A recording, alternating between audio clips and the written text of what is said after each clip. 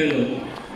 Good morning, ladies and gentlemen. As the PISA coordinator of the school, I am very proud and honored to present to you our 42 PISA takers for 2025. And today, we will be recognizing all their efforts and hard work for this milestone. To start with, we have Cassandra Will P. Badi. A round of applause, please.